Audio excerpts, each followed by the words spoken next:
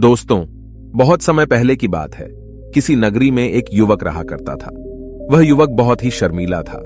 वह इतना शर्मीला था कि जब भी उसके सामने कोई नया व्यक्ति आ खड़ा होता तो वह उससे बात तक नहीं करता था। यहां तक कि जिन्हें वह जानता था, पहचानता था, उनसे भी बात करने में उसे बहुत शर्म आया करती थी।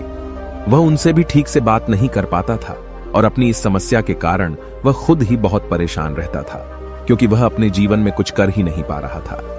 धीरे धीरे समय बीतता गया और समय बीतने के साथ साथ उस युवक की शर्म आने की आदत भी बढ़ती चली गई, जिस कारण वह अत्यधिक निराश रहने लगा, परेशान रहने लगा, चिंतित रहने लगा। उसे यह समझ नहीं आ रहा था कि वह अपनी इस समस्या से किस तरह से छुटकारा पाए। उसके घर वाले भी अब उसकी इस समस्या को लेकर बहुत चिंतित रहने लगे थे। वे सोचते थे इसका क्या होगा, या अपने जीवन में कुछ कर पाएगा भी या नहीं। जब भी वह कहीं पर काम के लिए जाता तो लोग उसके इस सीधेपन का फायदा उठाते, उसे परेशान करते। वह कुछ ज्यादा कह नहीं पाता था, जिस कारण उसे कोई कुछ भी कह देता और वहां से चला जाता। इन्हीं सब कारणों की वजह से उसका मन कहीं भी किसी भी काम में नहीं लगता। वह हर काम को कुछ ही दिनों में छोड़ दिया करता। उसके मन में बहुत कुछ चल रहा था। उसके मन में विचारों के तूफान उठ रहे थे। वह सबसे बहुत कुछ कहना चाहता था, लेकिन अपनी इस आदत के कारण वह किसी से कुछ नहीं कह पा रहा था। वह अंदर ही अंदर घुटता जा रहा था। सारे विचार, सारी बातें उसके मन में ही दबी पड़ी थी, लेकिन कभी भी वह किसी से भी अपने मन की बात नहीं बताता था। जब छोटा सा बच्चा था तब उसे लोग बहुत पसंद करते थे। उसकी इस आदत को भी लोग सराहते थे, लेकिन इसी आदत की वजह से जब वह बड़ा हो गया, युवा हो गया, तो इसी आदत के कारण उसे अपना जीवन जीने में भी अत्यधिक परेशानियां उठानी पड़ रही थीं। और वह युवक भी अपनी इस गलती के कारण बहुत परेशान रहता। अपनी इस एक आदत से छुटकारा पाना चाहता था। वह चाहता था कि वह लोगों से अपने मन की बात खुलकर कह पाए। वह जो कुछ करना चाहता है, जो कुछ कहना चाहता है, वह सबसे वह खुलकर कह सके, कर सके। लेकिन जब भी कोई दूसरा उसके सामने आता तो उसकी जुबान मानो खुलती ही नहीं। यहां तक कि वह अपने माता पिता के सामने भी ठीक से बात नहीं कर पाता था। केवल उसके कुछ मित्र थे जिनसे वह अपने मन की बात कर पाता था। जब भी वह किसी बात का जवाब देता तो लोग उसकी हंसी उड़ाते, उसका मजाक बनाते। लोग कहते कि आज तो तेरे मुंह में भी जबान आ गई है। यह समस्या दिन ब दिन बढ़ती चली जा रही थी और इस समस्या के कारण अब उसके पिता भी अत्यधिक चिंतित रहने लगे थे। वह चाहते थे कि उनका बेटा भी दूसरों के सामने अपने मन की बात रख सके, लेकिन एक दिन जब अपने उस बेटे को दूसरों के सामने शर्मिंदा होता हुआ देख रहे थे, तभी उन्हें बहुत क्रोध आया और वह अपने बेटे को खरी खोटी सुनाने लगे। उन्होंने उसे इतना डांट दिया कि वह युवा लड़का अत्यधिक क्रोधित हो गया और वहां से बिना कुछ कहे वह वहां से चला गया। शाम हो चुकी थी और अब तक उनका बेटा घर नहीं लौटा था। माता और पिता दोनों बड़े ही चिंतित थे। वे अपने बेटे को वापस घर पर देखना चाहते थे, लेकिन युवा लड़का तो भागते भागते पहाड़ की चोटी पर जा पहुंचा था। वह वहां से नीचे की ओर झांक रहा था और ईश्वर से कह रहा था, हे भगवान, आपने मुझे ऐसा क्यों बनाया? लोग मेरा मजाक उड़ाते हैं, लोग मेरी हंसी उड़ाते हैं। जब मैं इस दुनिया में अपने मन की बात रख ही नहीं सकता, मैं किसी से कुछ कह ही नहीं सकता, तो फिर मैं इस जीवन को जीकर क्या करूंगा? जब भी मैं किसी से कुछ कहने की कोशिश करता हूं तो लोग मेरा मजाक बनाते हैं, मेरी हंसी उड़ाते हैं। यहां तक कि वह मुझसे कुछ भी कहकर चले जाते हैं और मैं उनका जवाब नहीं दे पाता। ऐसा जीवन जीकर मुझे क्या मिलेगा? इसलिए मैं तेरे पास आ रहा हूं। इतना कहकर जैसे ही वह युवक कूदने की तैयारी कर रहा था कि तभी पीछे से आवाज सुनाई पड़ी, बेटा, जान देना तो बहुत आसान है, लेकिन इस जान को तुम वापस नहीं पा सकोगे। जैसे ही यह आवाज उसके कानों में पड़ी, वह पीछे मुड़कर देखने लगा। उसने जैसे ही पीछे मुड़कर देखा, उसने पाया कि एक बौद्ध भिक्षु उसके पीछे खड़े हैं। उन्हें देखकर वह डर सा गया और अपने कदम पीछे खींच लिए और चुपचाप वहां पर खड़ा हो गया। अपनी आदत के कारण वह उनसे कुछ कह नहीं पा रहा था। तभी बौद्ध भिक्षु उस युवक से कहते हैं, बेटा, क्या बात है? आखिर तुम यहां पर क्या कर रहे हो और तुम अपने इस जीवन को क्यों समाप्त करना चाहते हो? यह अनमोल जीवन बहुत कम लोगों को नसीब होता है और तुम्हें यह जीवन व्यर्थ लगता है। इस पर वह युवक कहता है, नहीं नहीं, कुछ नहीं, मैं तो बस यहां पर खड़ा होकर देख रहा था। तभी बौद्ध भिक्षु उस युवक से कहते हैं, बेटा, मैं जानता हूं कि तुम यहां पर क्या करने आए थे। तुम मुझसे कुछ नहीं छुपा सकते, लेकिन मैं चाहता हूं कि तुम अपनी समस्या मुझसे खुद बताओ, तभी मैं उसका समाधान तुम्हें बता पाऊंगा। यदि तुम चाहते हो कि कोई तुम्हारी मदद करे तो उसके लिए पहले तुम्हें ही आगे बढ़ना होगा।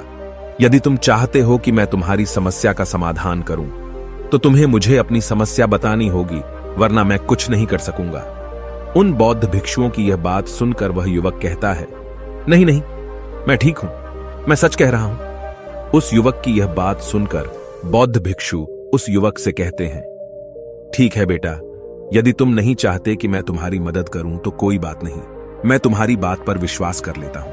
लेकिन तुम्हें भी मेरी एक बात पर विश्वास करना चाहिए कि मैं तुम्हारी मदद के लिए ही यहां पर आया हूं। तुम चाहो तो तुम अपनी समस्या मुझे बता सकते हो और मैं तुम्हारी इस समस्या का समाधान भी अवश्य करूंगा। इसका जवाब देते हुए युवक उन बौद्ध भिक्षु से कहता है, नहीं नहीं, मैं ठीक हूं, आप जाइए।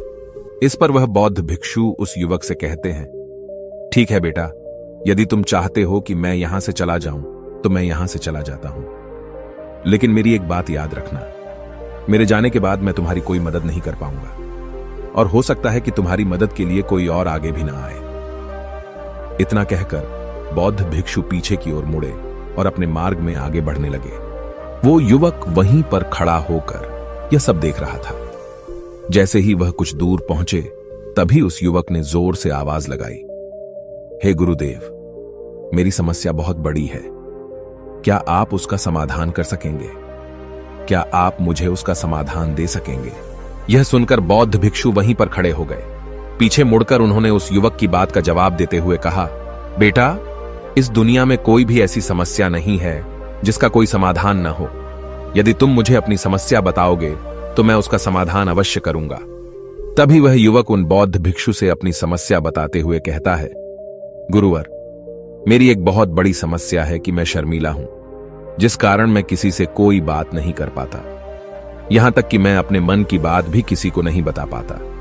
जब भी मैं किसी से बात करने की कोशिश करता हूं तो लोग मेरा मजाक उड़ाते हैं, मेरी हंसी उड़ाते हैं। जब भी मुझे कोई खरी खोटी सुनाता है, उल्टी सीधी बातें करता है, तो मैं उनका जवाब नहीं दे पाता। मैं लोगों की तरह चालाक बनना चाहता हूं, लोगों की तरह बातों का जवाब देना चाहता हूं, अपने मन की बात करना चाहता हूं। मैं इस दुनिया के साथ कदम से कदम मिलाकर आगे बढ़ना चाहता हूं। क्या इसका कोई समाधान है? उन भिक्षु ने उस युवक की सारी बातें ध्यानपूर्वक सुनी और फिर जवाब देते हुए कहते हैं, बेटा, जरूरत से ज्यादा शर्मीला होना, इसका अर्थ यह है कि तुम्हारे अंदर कोई डर है जिसे तुम पहचान नहीं पा रहे, जिस कारण उसका समाधान करने में भी असमर्थ हो। शर्म करना अलग बात है और डरना अलग। जब हमारे भीतर डर होता है तब हम कहीं भी, किसी से भी कोई भी बात नहीं कर सकते। हमें चारों तरफ केवल डर ही नजर आता है और हम हर जगह से डरते ही रहते हैं, लेकिन इसे शर्माना नहीं कहते। शर्म तो बस एक हद तक तुम्हें चुप रख सकता है। फिर वह बौद्ध भिक्षु उस युवक से कहते हैं, बेटा, तुम सबसे अधिक किससे शर्माते हो? युवक इसका जवाब देते हुए कहता है, गुरुवर, मुझे अपने पिता से बात करने में बहुत शर्म आती है, मैं उनके सामने कुछ बोल ही नहीं पाता। तभी वह बौद्ध भिक्षु उस युवक से कहते हैं, अच्छा, तो यह बताओ, जब तुम अपने पिता से बात कर रहे होते हो या फिर बात करने का प्रयास करते हो तो तुम्हारे मन में कैसे ख्याल आते हैं? युवक इसका जवाब देते हुए कहता है, गुरुवर, जब भी मैं अपने पिता से बात करने का प्रयास करता हूं तो मुझे ऐसा लगता है कि मानो मेरे पिता अभी मुझे डांट देंगे, मुझ पर क्रोध करेंगे, मुझसे या नाराज हो जाएंगे, और कहीं ना कहीं मुझे यह भी लगता है कि मैं कुछ गलत बात ही करूंगा। यहां तक कि मेरे मन में ऐसे भी ख्याल आते हैं कि शायद मेरे पिता मुझसे प्यार ही नहीं करते। परंतु गुरुवर, आप कहते हैं कि शर्म अलग है और डरना अलग बात है, तो क्या कोई ऐसा उपाय है जिससे मुझे डर ही ना हो? क्या कोई ऐसा रास्ता है जिससे मेरे अंदर का यह डर पूरी तरह से समाप्त हो जाए? कृपा करके मुझे इस समस्या का समाधान बताइए। मुझे अपने इस डर से बाहर निकलना है। मुझे लोगों की तरह अपने इस जीवन को खुलकर जीना है। उस युवक की ये सारी बातें सुनकर बौद्ध भिक्षु उस युवक से कहते हैं, जाओ और अपने पिता से कहो कि मुझे कुछ काम करना है और उसके लिए मुझे आपसे कुछ धन चाहिए। यदि तुम उनसे धन मांगने में कामयाब हो गए तो मैं तुम्हें तुम्हारी समस्या का समाधान अवश्य बताऊंगा। वह युवक काफी घबरा गया। उसने उन गुरुवर से कहा, हे गुरुवर, मुझे यह कार्य न दीजिए, मैं उनसे कुछ नहीं कह पाता। उनके सामने तो मेरी बोलती तक बंद हो जाती है, मैं उनसे धन भला कैसे मांगूंगा? यह बात सुनकर बौद्ध भिक्षु उस युवक से कहते हैं, तब तो तुम्हारी समस्या का कोई भी समाधान नहीं है और न ही तुम कभी भी अपने जीवन को खुलकर जी पाओगे। यह बात सुनकर युवक उन भिक्षुओं से कहता है, गुरुवर, ऐसा न कहें, कृपा करके मुझे कोई और कार्य बताइए, कोई ऐसा कार्य जिससे मेरे अंदर का डर पूरी तरह से समाप्त हो जाए, कोई ऐसा समाधान बताइए। इसका जवाब देते हुए वह बौद्ध भिक्षु उस युवक से कहते हैं, बेटा, यदि तुम्हें अपने अंदर के डर को समाप्त करना है तो पहले तुम्हें मेरा यह कार्य करना होगा जो मैंने तुम्हें कहा है। वह युवक घबराकर काफी देर सोच विचार करने के बाद पूर्ण गुरुवर से कहता है, ठीक है, यदि आप चाहते हैं कि मैं इस कार्य को करूं तो मैं इसे करने का पूरा प्रयास करूंगा। इतना कहकर वह युवक अपने घर लौट जाता है। उसे देखकर उसके माता पिता बहुत खुश हो जाते हैं और वह युवक अपने पिता से डरते डरते कहता है, पिताजी, मुझे आपसे कुछ बात कहनी है। इस पर उसके पिता कहते हैं, बोलो, क्या बात है? युवक आगे कहता है, पिताजी, मैं कुछ काम करना चाहता हूं और उसके लिए मुझे आपसे कुछ धन चाहिए। क्या आप मुझे कुछ धन दे सकते हैं? इतना सुनकर उस युवक के पिता ने उसकी ओर ध्यान से देखा।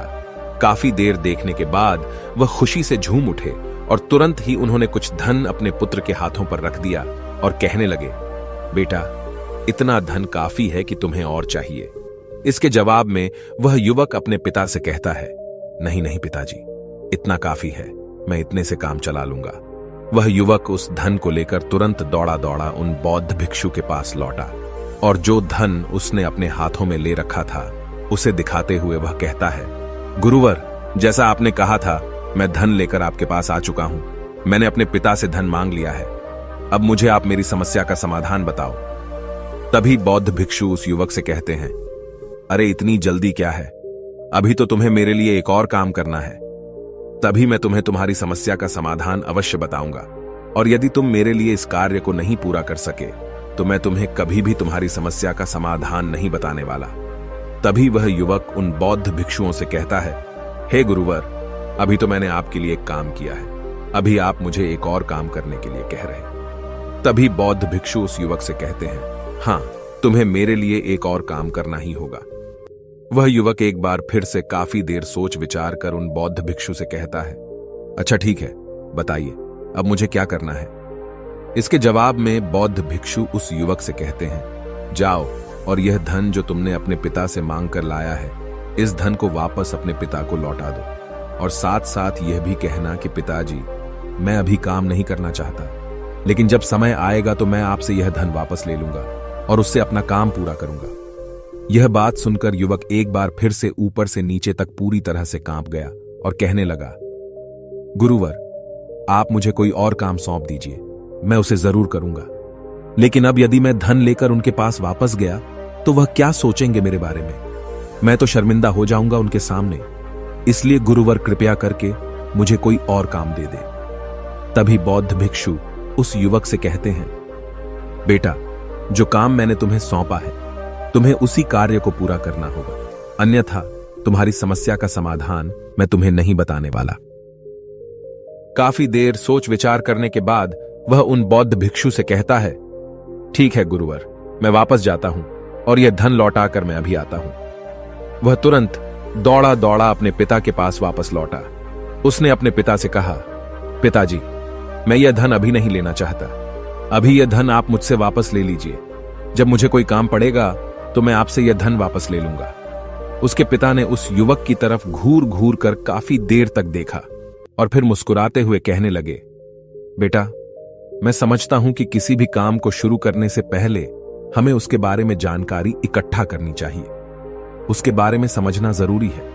कब, क्या, कैसे और कब तक करना है, इसके बारे में भी हमें जानकारी लेनी जरूरी है। कोई भी काम ऐसे ही नहीं शुरू किया जा सकता।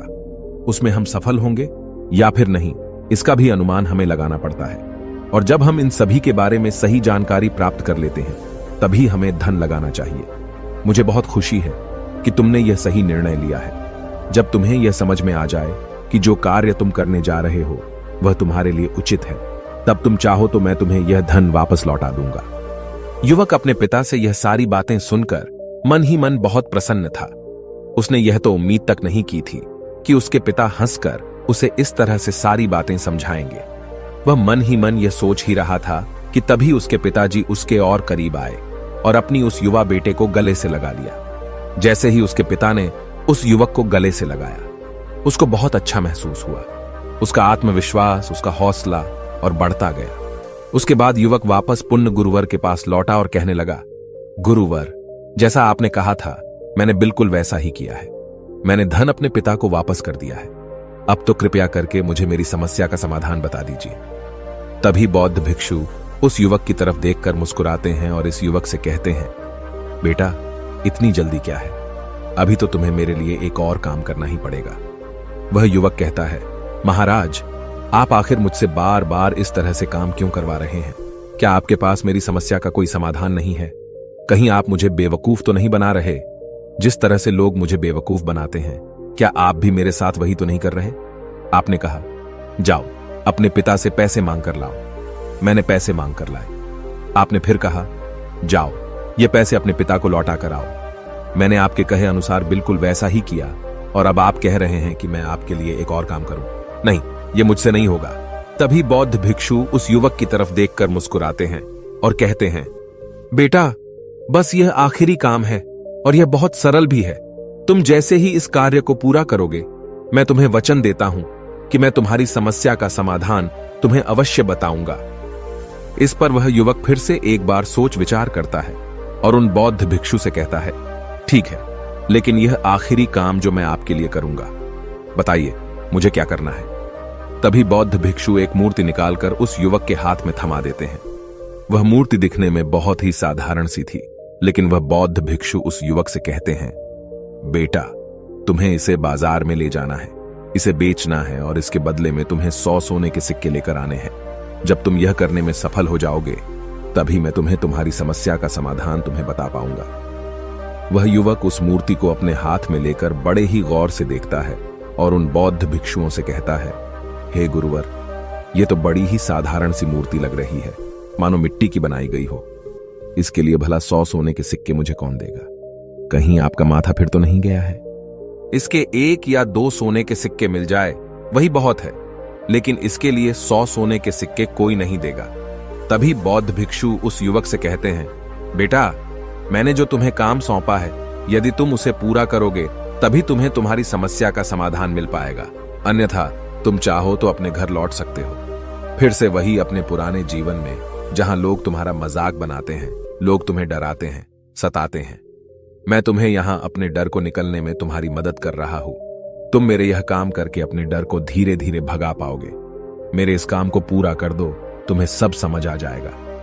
वह युवक उन बौद्ध भिक्षुओं की बात सुनकर मन ही मन यह विचार करता है कि मुझे तो मेरी समस्या का समाधान किसी भी हालत में चाहिए, जिस कारण वह उस मूर्ति को उठाकर बाजार की ओर चल पड़ता है। बाजार पहुंचकर वह एक जगह चुपचाप उस मूर्ति को लेकर खड़ा हो जाता है और इंतजार करने लगता है कि कोई आएगा और उसे उस मूर्ति के बारे में पूछेगा और तब वह उस मूर्ति के लिए 100 सोने के सिक्के की मांग करेगा। देखते ही देखते काफी समय बीत गया, लेकिन अभी तक उसके पास कोई भी व्यक्ति नहीं आया था। उसने आसपास देखा तो लोग चिल्ला चिल्ला कर अपने सामानों को बेच रहे थे, जोर जोर से आवाज लगा रहे थे। उसने भी सोचा, यदि मुझे अपनी इस मूर्ति को बेचना है तो मुझे भी जोर जोर से आवाज लगानी होगी। उस युवक ने चिल्लाना शुरू किया, लेकिन वह इतनी जोर से नहीं चिल्ला पा रहा था। उसकी आवाज उसे खुद तक सुनाई नहीं पड़ रही थी, तो भला उसकी आवाज को दूसरे कैसे सुनते, जिस कारण उसे कोई भी व्यक्ति खरीदने के लिए तैयार नहीं था। धीरे धीरे शाम का समय हो चुका था और उस व्यक्ति को यह डर था कि कहीं वह बौद्ध भिक्षु वहां से कहीं चला न जाए, अन्यथा उसे उसकी समस्या का समाधान कौन देगा। यह सोचकर उसने जोर जोर से आवाज लगानी शुरू की कि 100 सोने के सिक्के में यह मूर्ति ले लो।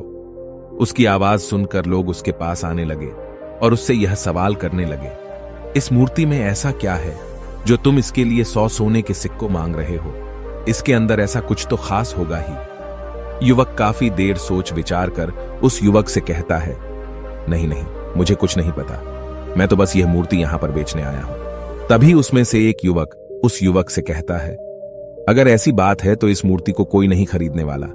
आखिर इस मूर्ति में ऐसा क्या खास है जिसके लिए तुम सोने के सिक्के की मांग कर रहे हो? यह तो तुम्हें बताना ही पड़ेगा। धीरे धीरे कई लोग उसके पास आए और सभी ने बस एक ही सवाल किया, आखिर इस मूर्ति में ऐसा क्या खास है, ऐसी क्या बात है जिसके लिए तुम सोने के सिक्के की मांग कर रहे हो? उस युवक ने से बातचीत की, उन्हें समझाने की कोशिश की, कई प्रयत्न किए, लेकिन कोई भी उस मूर्ति को 100 सोने के सिक्के देकर खरीदने के लिए तैयार नहीं था। वह निराश हो गया। उसे कुछ समझ नहीं आ रहा था कि वह क्या करे। तभी बाजार में उसने देखा कि कुछ लोग अपने सामानों की खासियत बता रहे हैं। उसे बेचने के लिए उसकी खास खास बातों के बारे में लोगों को समझा रहे हैं। यह देखकर उसने भी सोचा कि मुझे भी इस मूर्ति की कुछ खासियत लोगों को बतानी होगी। उसने फिर एक बार जोर जोर से आवाज लगानी शुरू की। समस्या का समाधान निकालने वाली मेरी गुरु की इकलौती मूर्ति, जो इस दुनिया में केवल एक ही है जिसके पास भी यह मूर्ति होगी, उसके घर में कोई समस्या नहीं होगी। यह मूर्ति उस समस्या का समाधान तुम्हें अवश्य बताएगी। यह सुनकर लोग उसके पास पहुंचने लगे और उसे यह सवाल करने लगे, क्या सच में यह मूर्ति जिसके पास होगी उसके पास कोई समस्या नहीं होगी? क्या सच में यह सभी समस्याओं का समाधान करती है? इसका जवाब देते हुए युवक कहता है, हां, सभी समस्याओं का समाधान कर देती है। यदि आप इस मूर्ति को ले जाते हैं, आपके घर में कोई भी समस्या होगी तो उसका समाधान यह आपको अवश्य बताएगी। चाहे कोई भी समस्या हो, कैसी भी समस्या हो, कैसी भी परिस्थिति हो, आपको इसका समाधान अवश्य मिलेगा। इतना सुनने के बाद अब वही एक मूर्ति सबको चाहिए थी। उस मूर्ति के दाम लगाने लगे। कोई उसे 200 सोने के सिक्के तो कोई 400, कोई 600 तो कोई 1000 सोने के सिक्के देने के लिए तैयार था। उस मूर्ति की कीमत लगातार बढ़ती जा रही थी। जैसे जैसे लोगों को पता चलता जा रहा था कि यह मूर्ति लोगों की समस्या का समाधान करती है, लोग उसे किसी भी कीमत पर खरीदने के लिए तैयार हो गए थे। अब वह युवक भी आत्मविश्वास के साथ और जोर से चिल्ला रहा था, लोगों को उस मूर्ति के बारे में समझा रहा था, बता रहा था। अब उसके मन में कोई डर नहीं था। वह लोगों को उस मूर्ति के बारे में पूरे आत्मविश्वास के साथ, बिना घबराए, उस मूर्ति की खासियत बताने में लगा हुआ था, जिस कारण लोग उस पर भरोसा कर रहे थे। और वह भरोसा लोगों की नजरों में नजर भी आ रहा था। जैसे जैसे अंधेरा होता गया, लेकिन लोगों की भीड़ मानो कम होने का नाम ही नहीं ले रही थी। लोग उस मूर्ति को खरीदना चाहते थे। उस युवक ने जोर से आवाज लगाई कि मुझे क्षमा करें, यह मेरे गुरु की मूर्ति है और मैं इसे बेचना नहीं चाहता। इतना कहकर वह युवक उस मूर्ति को लेकर वापस खाली हाथ लौट आया और उन गुरुवर के पास पहुंचा और उन गुरुवर से कहने लगा, हे गुरुदेव, आपका बहुत बहुत धन्यवाद। इस मूर्ति ने मेरी समस्या का समाधान कर दिया। मुझे समझ में आ गया कि मेरी क्या समस्या थी। हालांकि मैं इसे बेचकर सोने के सिक्के तो आपके लिए नहीं ला पाया, लेकिन मुझे मेरी समस्या का समाधान अवश्य मिल गया। आपका बहुत बहुत धन्यवाद। इस बात को सुनकर बौद्ध भिक्षु उस युवक से कहते हैं, बेटा, मैंने तुम्हारी समस्या का समाधान नहीं किया है। तुमने तो खुद ही अपनी समस्या का समाधान किया। अपनी समस्या तुमने खुद ही सुलझाई है। तुम्हारे मन में हजारों सवाल थे। मैं यह करूंगा तो लोग क्या कहेंगे, मेरे बारे में क्या सोचेंगे? यदि मैं अपना मुंह खोलूंगा तो लोग मेरे पर हंसेंगे। यदि मैंने मुंह खोला तो मैं कुछ गलत ही करूंगा। ऐसे कई सारे विचार तुम्हारे मन में थे। ऐसे कई सारे डर तुमने अपने मन में पाल रखे थे। लेकिन जब इस मूर्ति के बेचने के दौरान तुमने उन हजारों लोगों का सामना किया, उनके सामने खुलकर अपनी बात रखी, उनके सामने खुलकर वह कहा जो तुम्हें कहना था, तो तुम्हारे मन का डर खुद खुद समाप्त हो गया। जिसे तुम शर्माना कहते थे, वो अपने आप ही तुम्हारे भीतर से कहीं गायब हो गया। युवक अपने गुरु की यह बात सुनकर अपने गुरुवर से कहता है, गुरुवर, आप सही कहते हैं। आपने आज मेरे मन में वो विश्वास जगा दिया है जिसे मैं अब अपने जीवन में कुछ भी हासिल कर सकता हूं। आपका बहुत बहुत धन्यवाद। डर को धीरे धीरे खत्म करने से ना ही आपको शर्म आएगी और ना ही डर लगेगा। और जब आपके भीतर का डर हमेशा के लिए समाप्त हो जाएगा, तो आप अपने जीवन में जो भी कुछ करना चाहते हैं, जो भी कुछ पाना चाहते हैं, उसका रास्ता आपके लिए पूरी तरह से साफ हो जाएगा और आप अपने मार्ग पर तेजी से आगे की ओर बढ़ने में सक्षम भी हो जाएंगे। इसलिए लोग क्या कहते हैं, क्या कहेंगे, ये सब छोड़ दीजिए और खुद पर विश्वास कीजिए, क्योंकि आप ही हैं जो अपने इस डर का सामना कर सकते हैं। अगर आप किसी ऐसे व्यक्ति को जानते हैं जो हर वक्त शर्माता है या अपनी बात खुलकर लोगों के सामने नहीं रख पाता, तो ये वीडियो उनके साथ शेयर करना ना भूलें। दोस्तों, उम्मीद है कि आपने आज के इस वीडियो से जरूर कुछ न कुछ सीखा होगा। तो दोस्तों, ये कहानी आपको कैसी लगी, नीचे कमेंट बॉक्स में लिखकर जरूर बताएं और वीडियो को लाइक शेयर कर दें। ऐसी ही और कहानी जानने के लिए हमारे चैनल टोटल इंस्पायर्ड बुद्धा को जरूर सब्सक्राइब करें। धन्यवाद।